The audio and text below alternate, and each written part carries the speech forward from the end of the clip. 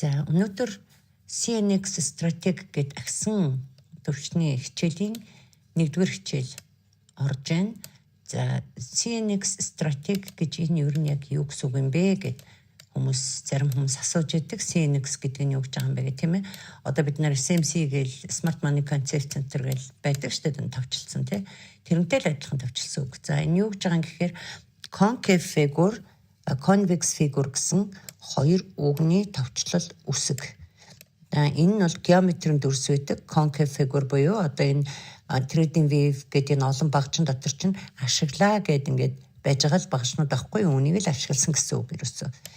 За тэгэхээр concave figure гэдэг нь хотхор дүрс гэсэн үг.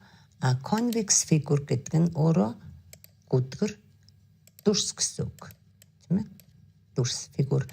За ийм хоёр зүйлээр чарт ерөнхийдөө хийгээд явдаг. Ийм дүрсүүдийг л хийж явдаг гэсэн үг тийм ээ.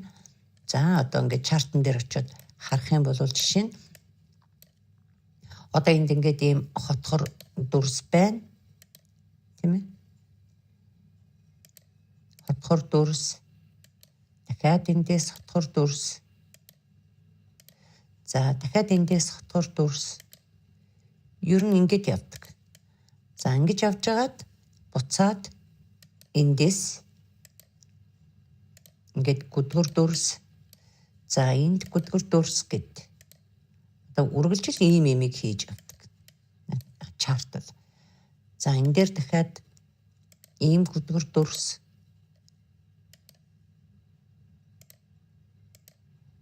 Тэгээд дүрс хувьсан шилжээд эргээд ийм хотхор дүрс тийм ээ. За одоо энэ дээр ингээд хотхор дүрс хийж байна. Хийгээд дуусчихлаа. Ингээд хотхор дүрс. Одоо ингээд дараагийн дүрс хотхор байх хэсэг нь лааны байдлаас шалтгаална тийм ээ. Хэрвээ энэ хотхор дүрс гарахгүйгээр чигээрээ явах юм бол одоо эндээс хотхор дүрс үүсэх тийм ээ. Ийм байдлууд ингээд явдаг. За тэгэхээр та нарт одоо ингэж харагдаж байгаа байна. За тэгвэл ингээд хотхор дүрс гэл ингээд эсвэл гүдгэр дүрс гэд яваад идэх юм байж. За тэгээ эннийх нь энэ хэмжээ нь ямар байх юм бэ? Яагаад ийм жижигхэн байж болов? Энэ одоо яагаад ийм урт байгаа? Эсвэл энэ ийм жижиг байгаагүй, эсвэл ийм том байгаагүй, яагаад яг энд байгаад байгаа тийм ээ? Хизээ энэ одоо яхаар энэ дүрс ингээд хувьсаад нөгөө хотхор гэж явж исэн юм чи эргээд гүдгэр болоод тухваа гэд. За ийм юмнууд гарч ирдэг тийм үү? Тэгэхээр энийг л одоо ямар хэмжээтэй явдгийг, хизээ дүрс иргэдгийг, хувьсч одоо эсрэг дүрс рүүгээ ордгийн тийм ээ. За энэ ягаад заавал энд явж байгаад эндээс дүрс үүсэх болчихов. Энэ ийшээгээ ингэж явж байгаад бүр энэ дээрээс ягаад ингэж үүсч болоогүй юм те. Эндээс. За энэ мэдээж асуулт мөн. За тэгэхээр хэдүүлээ энийг одоо энэ CNX-ээр л үзнэ гэсэн. За тэгвэл бид нар энэ хэмжээнүүдийг хотхор гүдгэр дүрс хийгээд яваад байгаа хэмжээнүүдийг бид нар яг тийм хэмжээтэй хийнэ, ийм том, ийм жижиг хийнэ гэд мэдчих юм бол бид нарт ерөөсөн ямар ч арилжаа бол асуудалгүй болчихж байгаа зү тийм ээ. Тэгэхээр миний одоо арилжаа хийгээд байдаг эндээс иш явна, тэндээс тийш явна гэл ингээл зураал пэйж дээр оруулж чаар яаж ингээд ийдгийг л гэл хүмүүс асууад байдаг. Энэний нууц нь бол ерөөсөө л энд байгаа. Түүнээс биш би бол одоо зөв бэлгээрээ ч юм уу, мэрэгэл төлөвлөлт ч юм уу энийг бол олоогүй. Тэгэхээр чарт гэдэг бол хэмжээтэй дамжаатай, тооцоотой тооллоготой явдаг зүйл. Зүгээр одоо ингээд за ийш орчт юм уу? Энэ одоо ингээд өсөөдлахын, ер нь өсөөдөх юм шиг байна орчт юм уу гэд ингэж арилжиж болдоггүй. За ингээд унаад ахаар ингээл унаа явж байвал энэ ер нь ингээ унаал айх юм байна ч гэдэг юм уу тий. Тэгж ойлгоод одоо энэ хавьд явж байхад ч юм уу ингээд сэл орчдөг. Нөгөөх нь жоохон явж байгаа буцаж эргээд стаблаас ч авдаг тийм ээ. За иймэрхүү маягаар бол арилжиж болохгүй. Заавал хэмжээ дамжаа хийж зурж хүлээн. Тэгээд нөхцөл бүрдэн гэж нэг чухал юм байдаг. Нөхцөл бүрдхийг бид хүлээж арилжаанд орно. Түүнээс ч зүгээр дураараа орохгүй. За тэгэхээр чарт ийм юм хийгээд явдаг байх нэ. За том цагаараа ч мөн адилхан тийм ээ. Том цагаараа ч мөн адилхан тийм л юм хийж явдаг. Одоо жишээ ингээ харуулъя л да тийм ээ. Ингээд яваад идэг гэсэн үг. Эндээс хотхор дүрс тэгээд дахиад лааны биенээс авна. Хотхор дүрс ингээд дахиад хотхор дүрс гэдтэй ийм хийгээ явждаг. Тэгээ энэ дүрсүүд чинь дотроо дахиад бас жижиг дүрсүүдтэй. Тэгээд жижиг дүрсүүдээ хийгээ явдаг гэсэн. Тэгэхээр бид нар одоо жишээлбэл энэчнээс ингээд за энэ ийм хотхор дүрсийн яраал нь энд байгаа юм байна. За тэгвэл энэчнээс ингээд бай арилжаа нэг юм байна. Яагаад вэ гэхээр энэ хотхор дүрс чинь өөрөө ийм байж болохгүй, яг л ингээд 1001 pp-ийн зуруугүйгээр энэ тэгш хэмтэй яг энэ дээр ингэж ирдэг учраас би эндээс ийшээгээ бай арилжаанд орчвол болох юм байна гэд ингээд орж иж болно. Тийм ээ? Ингээд орж болно гэсэн үг. Гэхдээ бид нар хүн болгон одоо яг энэ ёроол дээр ирэхэд нь хараа сууж идэг гэж байдаггүй. Тийм цаг зав юм тарахгүй ч болно шүү дээ. За тэгвэл бид нар энэ дундаас нь орохдоо яаж орох юм бэ?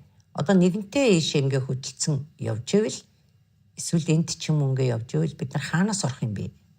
Хүлээж агаад нөхцөл бүртгэхээр энд ирэхээр нь бид нар ордог бахан тийм ээ. Ингээд ирэхээр нь орно гэсэн үг. За энийг тэгвэл бид нар яаж мэдх юм? Яагаад яг энд ирэхээр нь орох гэдэг юм те? Энэ бүхнийг одоо энэ синексийн энэ цогц одоо 6 7 хичээл орно. Тэрэн дээр бүгдийг багтаагаад заагаад өгнө. За тэгээд тэрийгэ үзээд бүгдээрээ сайхан арилжаад явна гэсэн үг. Тийм ээ.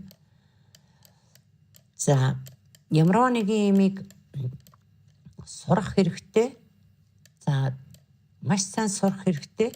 Одоо зарим хүмүүс 299 мянган төгрөгөө төлөөд орж ирчгээд одоо хичээл нэг сонирн биш байна. ID сонирн биш байна гэж бичиж байгаа хүн байна. Тэр хүн миний өгсөн ID-г дагаад хаанаас орхоо бол мэдэхгүй. За би энэ ханшийн чиглэлийг жишээ нь ерөнхийдөө бол цаг хугацааны явцад энэ хүрх юм аа гэд ингээд зурчихсан байна. Манай сурагчид бол одоо эндээс одоо сурагчид гэдэг нь энэ танаа одоо та хэдийн орсон энэ онлайн хичээлийн групп биш. Энэ 11 сарын 1-нд ихэлсэн цогцоргалтын юу байгаа анги байдаг. Тэр одоо ингээд 24-нд дуусна. Тэгээ тэрийг дуусангууд би энэ групп дээр ID өрөөний линк оруулж тавина. Тэгээд ID-гаа өгөөд явна. Тэр болтол та нар хичээлээ үзэж явах хэрэгтэй.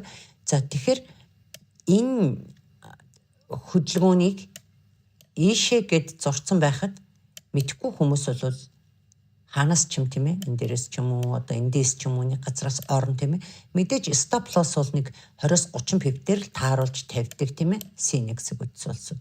За ингээд тэгвэл ийшээ явах юм байна гэд энд явж хахад нь орчлоо. Тэгээ одоо энд яана тий энд одоо хичнээн stop loss цохиулах нь шүү дээ тийм ээ. Тэгэхээр хичнээн чиглэл өгсөн ч гэсэн хаанаас яаж орох юм бэ гэдэг юм мэдчих хэвээр. Тэр мэдэх ёстой зүйл чинь одоо энэ групп дээр байгаа агаас нэглээд одоо энэ дуусан дуслалын бүх хичээлүүдийг үтсэн хүн л мэднэ. Би эндээс ингэж орох юм байна. Тэгэхээр би энд хүлээх юм байна гэдэг юм мэддэг гэсэн.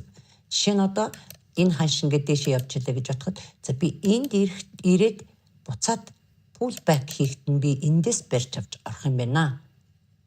Хэрвээ эндээс орж амжаагүй бол тийм ээ. Ийм юм мэдхгүйгээр бол хичнээн сигнал дагаад хичнээн одоо ID 1000 өгөөд ямар ч нэмэргүй. Мэддэггүй хүн бол энэ ханш явсаар байгаад энд ирэхэд дунд нь буруу орж буруу гарч буруу орж буруу гарсаар байгаад эндээс хөдлөд энд ирсэн байхад нэг ч төгрөгийн ашиггүй сууждаг. Бүр заримдаа алдагдaltaй ч сууждаг. Өөрөө бол дээшгээ харчаад байгаа. Тэгсэн хэрний ашиг хийж чаддаг. Энэ юутай холбоотой вэ гэхээр орох газар, TP аваад гарах газар, ашгаа таллаж хаах газар, ашгаа хамгаалах, брейк-ивнээр шахаа хамгаалах газар гэд энийг мэддэггүй.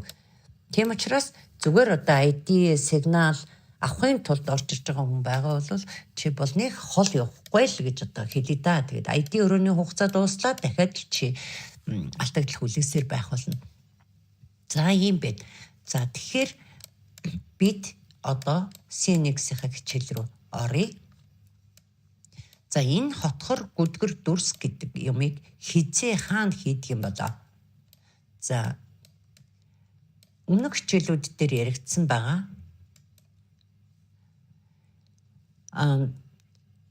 Чарт бол импульс явлаа, correction явлаа, тийм ээ? Дахиад импульс явлаа, correction явлаа. Дахиад импульс явлаа, correction явлаа гэдэг. Иймэрхүү маягаар би хичээл заасан байгаа. Та нар үзсэн бол за тэгэхээр энэ хөдөлгөөний энэ импульс гэдгийг аваад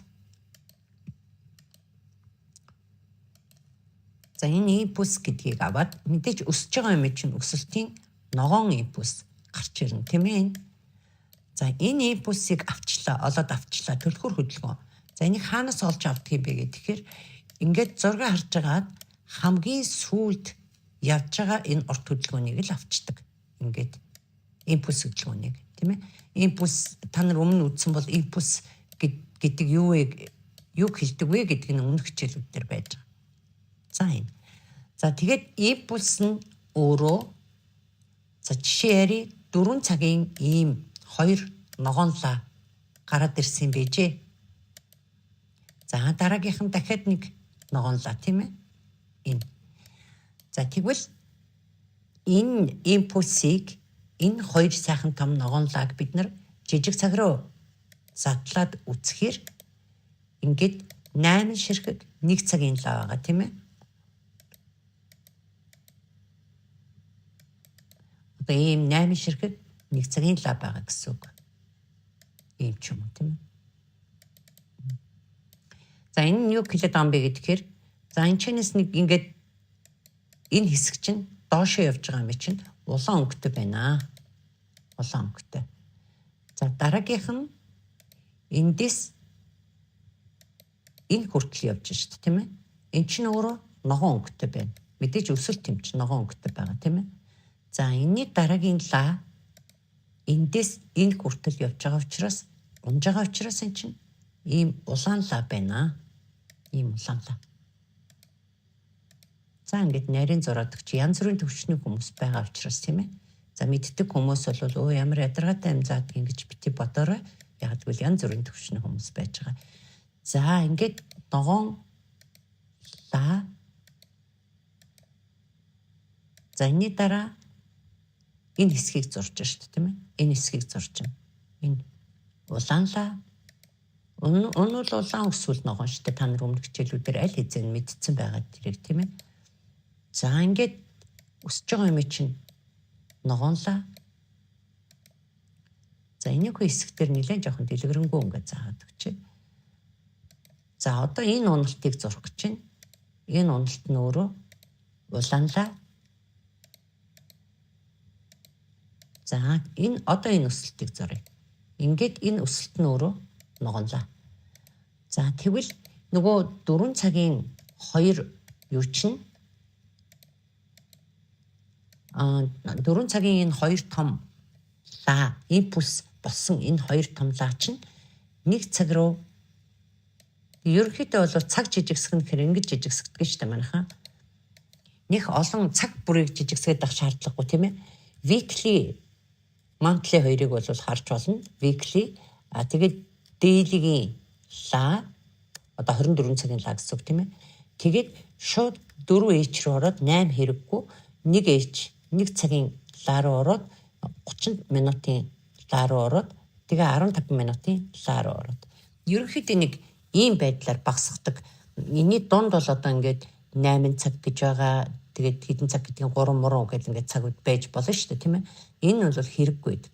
За ер нь бол 15 минутаас доошоо лаа бол харах гад хэрэггүй байдаг. Яг гэвэл 5 минутын жижиг лаанууд маш хурдан улаан ногоо гэж солигдчихдаг учраас хүний маш их толгой эргэх эрсдэлтэй байдаг.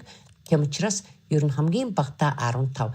Би бол ер нь хамгийн доотлол нь 30 минутаар хязгаарлаж өгдөг сурагчдаа. Тэгэхээр та нар энийг өөрсдөө мэднэ. Яавал эвтэйхэн байна, тийм ээ. За тэгвэл 4 цагийн 2 том лаагаа бид нар жижиг 1 цаг руу шууд ингээд өсрөөд дөрвөөс нэг рүү шилжүүлээд задлаад харсан чинь ийм явж ижээ ийм лаанууд. За тэгвэл энэ импульс хөдөлгөөний дараа correction хөдөлгөөн явах хэрэгтэй тийм ээ. Correction. Энэ correction хөдөлгөөнүүд үргэлжлэх хэрэгтэй шүү дээ. Тэгээд дахиад дараагийн импульс ч юм уу тийм ээ. Иймэрхүү юм гарах хэрэгтэй байдаг. За тэгвэл бид нар энэ импульсийн доторх задаргаалаа ингэж харагдаж байгаа юм бол энэ correction хөдөлгөөн маань өөрөө ямар юм явдгийм бэ гэдэг асуулт болж байгаа үстэй тийм ээ. Тэгвэл correction хөдөлгөөний эхлэл нь хамгийн ихний нэгдүгээр хөдөлгөөн нь ийм байдаг. Ийм. Яг энэнгээр хэмжээтэй байдаг. За энэ нь ямар хэмжээ бэ гэхлээр эндээс явж байгаа импульсийн дараа гарч байгаа лааны доош улаан лаа гарна. Улаан лааны хэмжээ нь энд байна л гэсэн үг байхгүй. Энэ 4 цагийн лаа эхэллээ. Энэ хүртэл унаад буцаад татнаа л гэсэн үг байхгүй. Зүгээ одоо энд гаргана л гэсэн үг. Энд ирчээд энэ дээр ийм зөв үлдээгээд буцаад татнаа л гэсэн үг байхгүй юу? Энэ 4 цаг дээр харуул. Гэтэл энэ 1 цаг дээр задлаад харахаар юу байдаг вэ гэхээр энэ байдаг. За энэ яагаад ийм хэмжээтэй байгаа юм бэ гэхээр эндээс өгсөж байгаа импульсийн энэ гарч байгаа дунд нь гарч байгаа pullback-уудын хамгийн сүүлд гарч байгаа pullback-аар хязгаартай байдаг. Хамгийн сүүлд гарч байгаа pullback-аар одоо эхнийх нь энэ гэсэн үг тийм ээ. Тэгээ хоёр дахь нь энэ. Тэгээ гурав дахь нь энэ хамгийн сүүлд энэ гарч байгаа шүү дээ. Хэрэв унаж яваа импульс, улаан импульс ахын бол хамгийн сүүлийнх нь доороо байна үстэй тий. Эхнээсээ ингээл 1 2 3 гарч эхлэв шүү дээ. За тэгэхээр хамгийн төгсгөлийн энэ pullback-аар хязгаартай хотхор дүрс явдаг бахны заавал энэ ийм байхгүй яг л ингэж яваал энэ дэрнэ. Тэгэхээр бид нарт импульсийн дараах хөдөлгөөнийг авах юм бол ямар ч арилжаа ойлгомжтой болж ирлээ тийм үү? Бид нар энэ рүү нэг сел арилжаа хийгээд эргээд зөрүүд бид нар эндээс нэг бай арилжаа хийчдэг байна. Энэ бол бүр тав тодорхой хөдөлгөөн. Энэ. За ийшээ нэг очиж магадгүй, очихгүй ч байж магадгүй гэж байхгүй. Энэ заавал энэ дэр нь 100%. За тэгэхээр бид нар энэ хэмжээгээ яаж зурдаг вэ гэхээр бид нар энэ лаа, энэ гарсан энэ ногоон лааны энд мэдээж лаа юм чинь зүйтэй байгаа тийм үү? Би энэ лаануудыг бүгдийн зүүгөө зурсан. За ингээд янз янзын зүйтэй л байгаа. Гэхдээ биеэр бид нар дандаа хэмжээ авч явдаг. За тэгэхээр энэ хотхор дүрсийг зурж эхлэхдээ бид нар лааны биен дээрээс эхэлдэг байна. Одоо яг энэ биен дээр нь ингэж тавиад энэ талтаа болвол юугаар ч хийж болно тийм ээ? Ингээд даваа явсан ч гэл болно.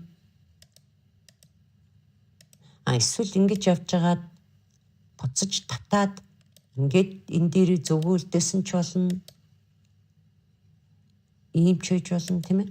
Эсвэл эндээс очингуудад дөнгөж энийг шүргчгээд хэмжээгээ хийсэн гэсэн үг шүү дээ тийм ээ? Одоо чи энэ дээр типи тавьсан байгаа. Чиний типиг бол авчлаа гэсэн үг тийм ээ? Ингээд дөнгөж шүргчээд буцаад ингээд татчих болно. Ингээ улаанлаа болчих болно. Хамаагүй. Энэ хэмжээ хийсэн л хийсэн. Энэ талтаа бол юугаар хийх нь хамаагүй. Энтлийн хэмжээг авахдаа заавал лааны биен дээрээс авдаг. За тэгвэл нэгдүгээр хөдөлгөөн ийм байд юм бэжээ. За энэ нэгдүгээр хөдөлгөөн энэ хотхор дүрс тэгвэл хизээ эхлэх юм бэ? Яагаад одоо энэ дэшигээ дахин ингээд ногоонлаа гэд ингээд үргэлжлээд дэше яваад байхгүй энэчнээс ингээд бид нар ийшээ орж ирнэ гэд мэдчихвэ. Яагаад ийшээ ингээ улаанлаа орж ирээд буцаад ингээ өгсөн гэд мэдсэн бэ? Гэхээр бидэнд нөгөө нэг хэдгээр хичээл дээр байгаа үлээ. Давын онол байгаа тийм ээ? Higher high, lower low гэд тийм ээ? Давын онолын хичээл орсон байгаа. Тэрийг бид нэр ашиглана. Тэр чи юу хэлдэг вэ гэхээр тренд лайн татахыг ашигладаг байхгүй юу? За тренд лайн татлаа ханш унж орж ирээд лайнаас итлээ зад нэг шалгалаа энд ирлээ буцаад энд ирдэг. Тэгж энэ хотхор дүрсийг үүсгэдэг. За тэгэхээр эндээс бидэнд юу харагдаж байна вэ гэхээр trend line сэтлээд ханш доош чигээрээ явдаггүй ахны. Ихэнх хүмүүс яаж арилжаад алдаад байдаг вэ гэхээр ингээд trend line зурчлаа. Тэгэн гутаа trend line ингээд сэтлэнгүүт нь ингээд сэтрэхээр нь буцаад лайна шалгангууд нь энчнээс нь сэл барьж аваад тэгэд хаашаа чим одоо нэг олон давхцлын бүс рүү тийм ээ хаагур олон давхц чинь левел хаана тэрлөө ингээд тавьчихдаг. Тэгэд энэ лайныхаа дээдл дээр стоп лоссоо тавьчихдаг. Энэ ингэж явдаггүй. Энэ заавал энэ хөдөлгөөнийг энэ одоо төгсгөлийн pullback-аар хязгаартай байх хэрэгтэй шүү дээ. Энэгээр тийм ээ. Энэ нэг pullback, хоёр pullback, гурав дахь pullback-ын хамгийн сүүлд гарсан. Энэс өөр pullback одоо гараагүй тийм ээ. Тэгэхээр энэгээр хязгаартай ийм хотгор дүрсээ хийгээд заавал хийжээж одоо хаашаа явах шийддэг байна. Зарим үед бол бүр ингээд даваад явна. Дэшээ ингээд бүр даваа явчихна. А зарим үед эндээсээ буцаад унана. Энэ буцаад унана. Тэгэхээр бид нар эндээс trend line сэтгэхээр эндээс биш энд хүлээгээд байж идэг байна. Арилжаанд орох гээд тийм ээ. Энд хүлээгээд одоо ийшээгээ ногоон лайн гээд явж хахад бид нар өөдөөс нь селт гээд хүлээгээд байж байгаа юм шүү дээ. Тэгэхээр миний байнга хэлдэг юм ногоон лааны өөдөөс сел арилжааны позишн хар унаж яваа улаан лааны өөдөөс бай арилжааны позишн хараад гэж би хэлдэг. Яадаг гэхээр манайх ингэдэг. Одоо ингээд улаан лаа унаад явж штэ. Ингээ унаа явж байгаа улаан лааг харчхад унж байгаа юм байна гэж дүгнээд энийг явсны дараа штэ. Унж байгаа юм байна гэж дүгнээд энэ дээрээс сэл ордог байхгүй юу? Ихэнх нь хараад за унжийн гэл орчдөг. Тэгэхээр ингээд орчхоор тэгэл хашаа чимнийг юм харна штэ тий. Ингээд орчхоор энэ өөрөө энд хэмжээгээ хийж дуусаад за одоо би дээшлэе гэж хат нь орчдөг байхгүй юу? Тэгээд эн чин дээшиг ингээд явна. Энд стоп лосс цохиулна. Эсвэл стоп лосс тавихгүй ингээд бариас суучдаг. Тэгээд одоо хэдэн мянган долларын хасах болоод эрхийн цагт одоо нэг ухаан орж би яах уу гэдгээ бодж эхэлдэг. Эсвэл одоо дээр нь мөнгө нэмж хийгээд одоо улам ингээд алтагтлаа томруулаад идэг. Дансандаа мөнгө нэмж хийгээд яг гэвэл шатах гээд байна гэж айгаад. Энэ явнаа л энэ лөө явнаа л гэсэн бол явна. Энэ чи мөнгө нэмж хийгээд энийг мянга бариад хүлээгээд ямар ч нэмэргүй хэмжээ л хэмжээ байдаг. Тийм учраас арилжааг суралцаа гэдэг. Хаана очих хэмжээг мэдчихвэл эсвэл тэр хэмжээ хаана дуусахыг мэдчихэж бид нар арилжаанд орох нь шүү дээ, тийм ээ. Тэрнээс ч тэгээд дураараа орж гараад идэх байх нь. За тэгвэл бид нар эндээс арилжаанд орохоор хүлээгээд сууж идэг байх нэ. За хэрвээ энэ ингээд дээшгээ яваадаг бол яах юм бэ? Ямар хэмжээ байх юм бэ гэж гарч байна, тийм ээ. Асуулт. За тэгвэл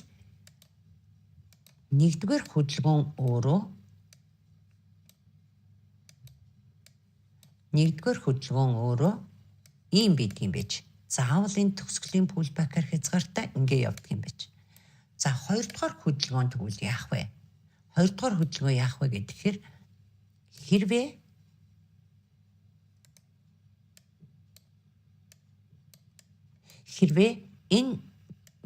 энд ирж чиний хэмжээг типийг чинь авч өгчгөөд одоо бид нар ингээ тавьсан байгаа шүү дээ, тийм ээ. Арилжаанд орсон гэсэн үг, тийм ээ. За ямар ч гэсэн эхний ээлжинд энэ хүртэл ашиг бол 100% байгаа юм байна. За энэс дээшээ харин барих уу яах уу гэдэг асуудал тулгарна, тийм ээ. Тэгэхээр бид нар энэ зон дээрээ 30 минут ба 1 цагийн 2 лаг ажилладаг.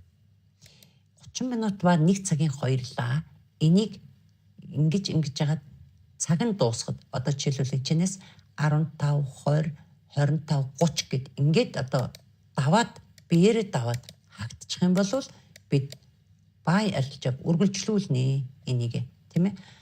Хэрвээ ингэж хаагдахгүйгээр ингэж гарч ирсэн ч гэсэн ингээд 10 15 20 25 гэд буцаад ороод энэ дээр ийм зүйл үлдчих юм бол бид нар эндээс доошоо явах нэ гэдэг дүгнэлтийг авдаг байна.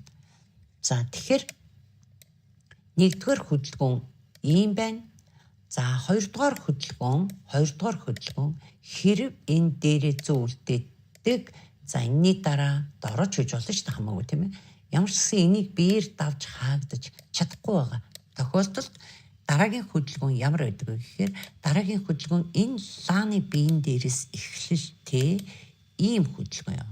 Энэ одоо өмнөх дүрсийнхээ хажуугийн ханны хамгийн сүүлд гаргаж байгаа энэ пулбакер хязгаартай ийм дүрс явна. Энийг дүрс хадгалагдах зарчим гэж байгаа тийм ээ. Эхнийх нь хотхор, дараагийнх нь дахиад хотхор. Дүрс хадгалагдах зарчим.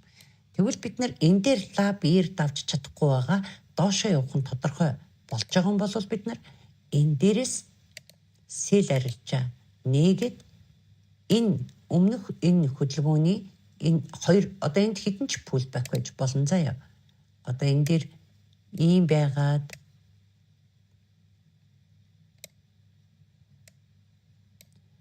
дахиад ийм байгаад тийм ээ. Ийм байж болно шүү дээ. Ингээ хоёр пулбактай байж болно хамаагүй. Тэгвэл энэ хамгийн сүүлд гарсан энэ пулбакер хязгаартай дахин нэг ийм хотхор дүрс явдаг бахны.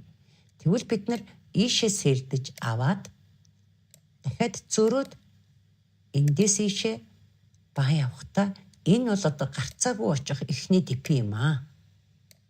Эхний дипи гарцаагүй энэ дэр нэ. Харин бид нар энд лаага ажиглана. Лаа нэлээд шийдэмгийн огцом даваад гаргадаг.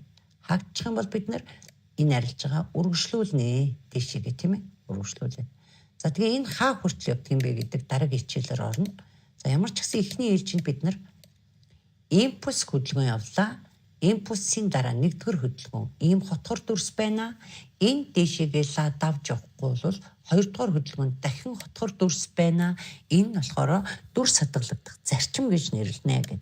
За ингээд эхний нэгдүгээр хичээл буюу аксиом 1 гэдэг хичээл орлоо. Аксиом 1 гэж та нар цэжлээд авчираа заяа. Яг энэ хэсгийг аксиом 1 гэж байгаа. За аксиом гэдэг нь өөрөө хөдлөшгүй үнэн л гэсэн үг тийм ээ.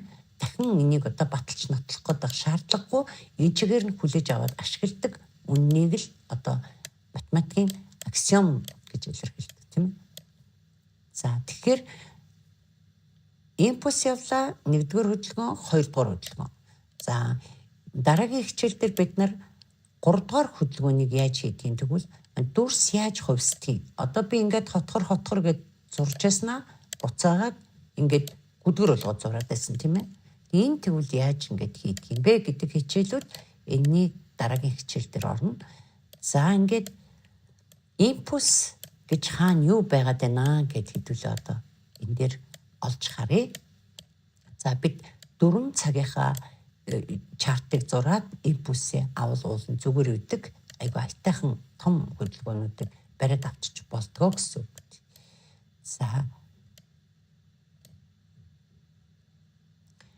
За одоо бидэнд энэчнээс ийшээ явсан нэг импульс байна. Импульс хөдөлгөөн тийм ээ. Импульс хөдөлгөөн байна. За импульс хөдөлгөөн нь өөрөө юу хэлдэг вэ гэхээр өмнөх хичээлийг үзсэн бол та нар мэдчихэл байгаа тийм ээ. Энд явж байгаа ханшийн бүс нэг өгслөө нэг унлаа тийм ээ. Энэ бүсээс энэ талын энэ бүс рүү ханш ингэж давж өсөрч орж ирж байгаа энэ хэсгийг л импульс гэдэг. За тэгвэл энэ зурган дээр харах юм бол энэ импульсийн хамгийн төгсгөлийн пулбак нь өөрөө энд байгаа юм байна тийм ээ. Энд байгаа юм. За энийг хэдүүлээ өөр хөнгөтэй болгоч.